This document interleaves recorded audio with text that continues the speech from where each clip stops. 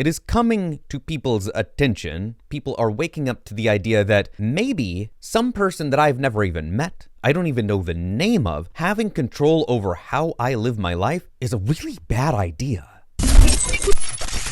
In the past few days, Russell Brand has been in the news, and he's been in the news for a reason that I don't really have an opinion on one way or another because I don't know the facts. It's really hard to have an opinion on something when you don't know what's the truth. What I do know is that powers that be are trying to silence Russell Brand. For a lack of better phrasing, trying to imprison him. Not behind physical bars, mind you, no. But if you have the ability to cut somebody off from the monetary system, if you have the ability to silence somebody because they can no longer post on your platforms, if you take that from him, is that not imprisonment? Typically when the news happens, large events, things like tsunami in this place, a hurricane over on the East Coast, 9/11, or the recent Maui fires. Thank God, but I have never once been a part of those stories. When 9/11 happened, I was on the other side of the country. I read about it, I heard about it, saw scenes on TV, but I didn't even know anybody that lived in New York. When Maui recently happened, again, I don't know anybody that lives in Hawaii. So while I'm saddened on a humanitarian level, I'm not directly impacted like somebody that lives there is. I don't even know anybody in those places. Today that changed. Now what happened to me isn't something that will make the news. It won't even make the headline of a local paper, even if it was 5 people reading it. But it hit me like a ton of bricks. When I woke up, I got an email, and I read it because it stood out to me. Security token deactivated.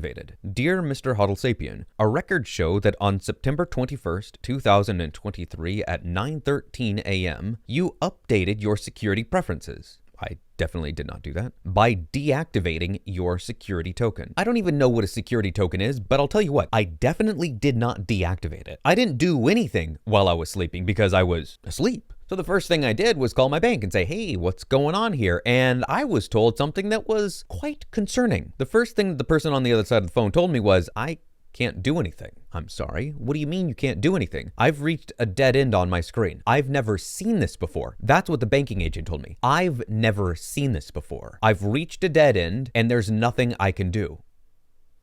Oh, okay. So I hung up and tried again and was told the exact same thing. A little different phrasing, but the message was the same. I've reached a dead end. I've never seen this before. I don't know what you can do. The whole reason I spent as much time as I did explaining that I've not been a part of a news story is because when I read this letter that I'm going to go through here in a second, I can understand at least to some degree what it might feel like being on the receiving end of this. Now, I know that Mr. Brand did not get this letter directly himself, but he is impacted by it. So now I'll get into the letter. This was sent to Rumble from the Culture, Media, and Sport Committee in London. It says, and I'm not going to read the whole thing, but here it says, Dear Chris, I am writing concerning the serious allegation regarding Russell Brand in context of his being a content provider on Rumble with more than 1.4 million followers. The Culture, Media, and Sport Committee is raising questions with the broadcasters and production companies who previously employed Mr. Brand to examine both the culture of the industry in the past and whether that culture still prevails today. There are two things that stand out to me there, and they both come in the second paragraph. It's right in the middle there. Let me go over it right here. Companies who previously employed Mr. Brand. First and foremost, YouTube, Rumble, Twitter, etc., these social media platforms that Mr. Brand uses don't employ him. As far as I know, he's not a back-end developer helping them figure out the algorithms and telling them, oh yes, I think if we use this programming, he's not doing any of that to my knowledge. So I'm pretty sure they don't employ him. And then the use of the word previously, as though this is all done and in the past, and oh, let's wash our hands of that Mr. Problematic Russell Brand. And now continuing, we're going to skip the middle paragraph and jump right here to, we would be grateful if you could confirm whether Mr. Brand is able to monetize his content, as though that's anybody's business besides him and the company that he's working through, the social media platform that he's providing content on. His content, including his videos relating to the serious accusations against him. Nobody needs to know how much money you're making. That is your business and your business alone, and obviously whoever's employing you to do whatever it is that you do. But it isn't some person, some Dame Caroline Dinneridge that works at the whatever office, sport committee, media broadcast place. That is none of her business. We would also like to know what Rumble is doing to ensure that creators are not able to use that platform to undermine the welfare of victims of inappropriate and potentially illegal behavior. Yours sincerely, Dame Caroline Dinneridge.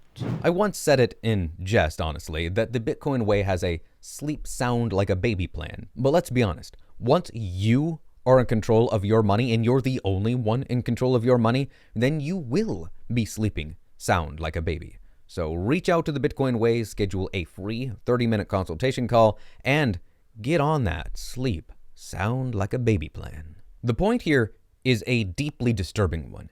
It's that there are people in power that think they know better than you with what you should be able to and not able to do with your money. That idea is insane. That'd be like me emailing everybody in Maui and saying, okay, so since you're the victim of a fire and it's really hot out there, the best thing that you're going to want to do is get suntan lotion. You're on an island and it's tropical. It's always really tropical and bright and sunny on islands. So you're going to want to get lots of suntan lotion. What are you even saying? You're not here. You're in a completely different, no. How about the people, the individuals make their own choices? How about that? About a week ago, Dr. Peterson wrote this little poem. I'm not sure why it's formatted this way, but I feel like I should snap while I'm doing this. Maybe it's time to scrap banks.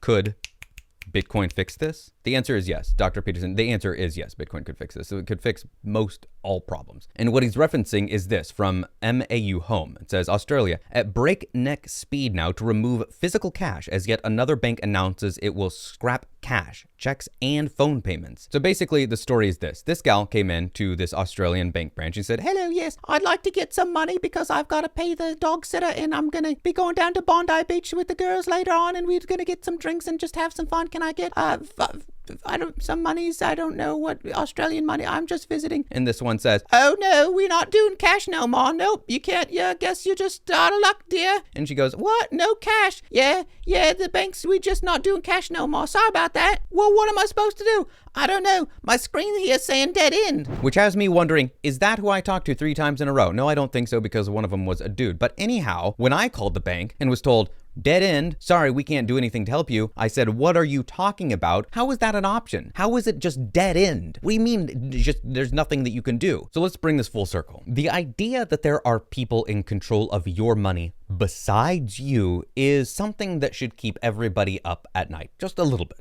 Maybe you wake up and go, what is that? Oh, that's right. I don't actually have control of my money.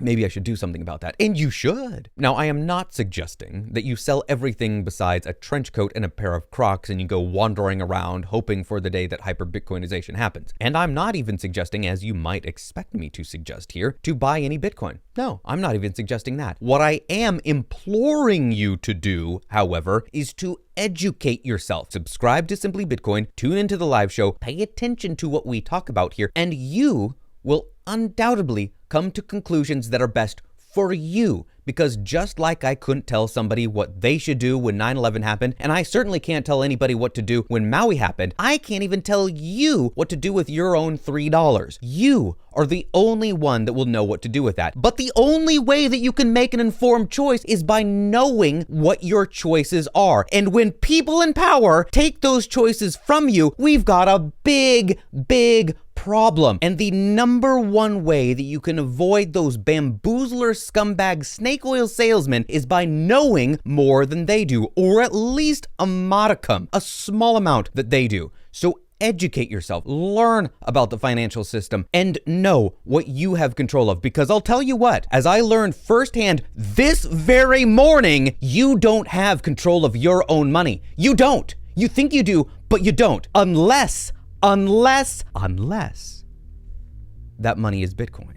Then, once taken into self-custody, you do have control of it. And nobody, no Dame Caroline Dinage, no Russell Brand, no usurper, no person, no entity can ever take that from you. In my next video, I will conclude my banking story, and I will tell you what happened there and what I did. But for now, check out that video right there where I talk about the SEC and what Gary Gensler, oh, that sneaky Gary Gensler, what he might be hiding from everyone and what might make this one of the most monumental months of the year.